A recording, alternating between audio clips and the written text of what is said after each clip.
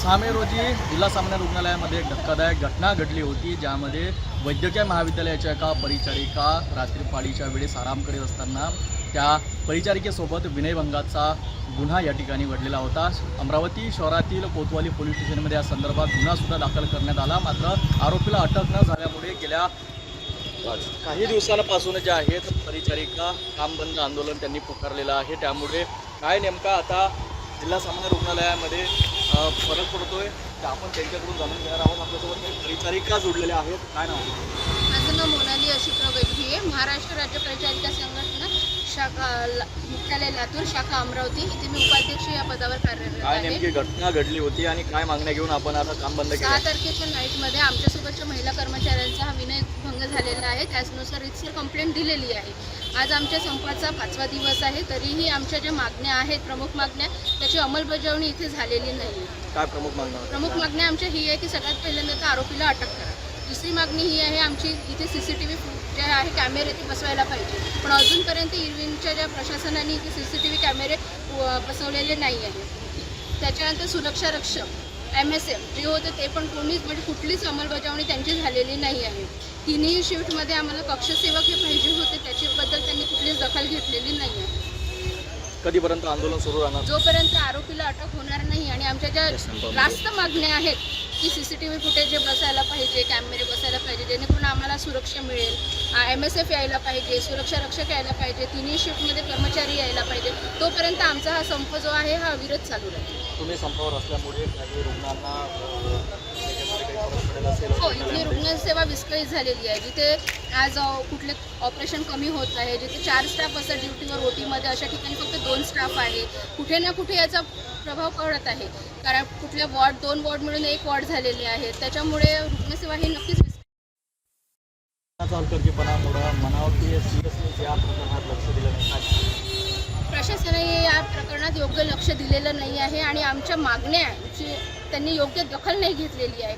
CCTV कॅमेरे हे तर आपण 1-2 दिवसात तात्काळ बसवू शकतो।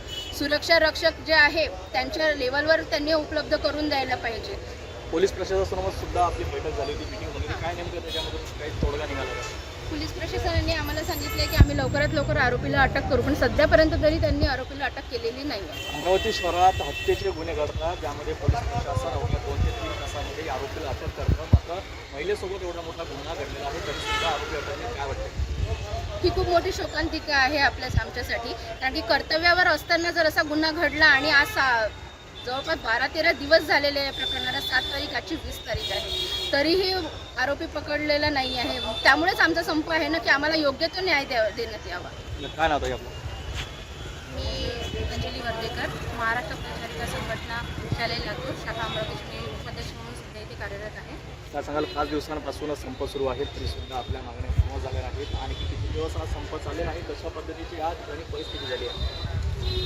आमचा जो संप आहे 6 मेला जी प्रकरण घडलेलं आहे, जो परिचारिकेवरती अन्याय घडलेला आहे, त्या अन्यायाच्या निषेधार्थ आम्ही इथे हा संप पुकारलेला आहे। 6 तारखेपासून हा अन्याय झालेला असून या अन्यायाला अजूनही न्याय मिळालेला नाही आहे।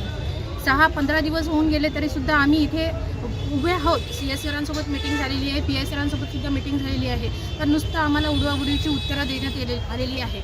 ज्या गोष्टीची पूर्तता व्हायला पाहिजे होती, अंमलबजावणी व्हायला पाहिजे होती, ती आत्तापर्यंत सुद्धा झालेली नाही आहे।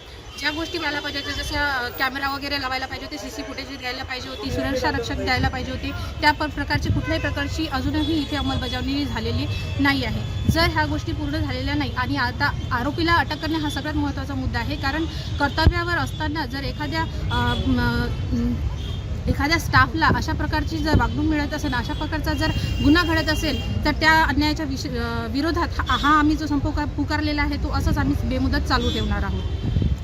नक्कीच गेल्या 5 दिवसांपासून परिचारिकांचा जिल्हा सामान्य रुग्णालयामध्ये हा संपूर्ण संप चालू आहे। 6 मे रोजी धक्कादायक घटना घडली आहे आणि अद्यापही त्याचा आरोपी पोलिसांनी अटक केलेलं आहे। त्यामुळे हे संपूर्ण परिचारिका संपावर गेलेल्या आहेत। यामुळे मोठ्या प्रमाणात जिल्हा सामान्य रुग्णालयामध्ये नागरिकांना मोठ्या प्रमाणात याचा त्रास सहन करावा लागतोय। आता या संपूर्ण प्रकरणामध्ये पोलीस प्रशासन असो किंवा जिल्हा शल्य चिकित्सक हे हलगर्जीपणा करत आहेत का, हा मोठा प्रश्न या ठिकाणी निर्माण होतोय। कॅमेरा पर्सनसोबत मी रोहित कडे, पाहत राहिलच मराठी, अमरावती।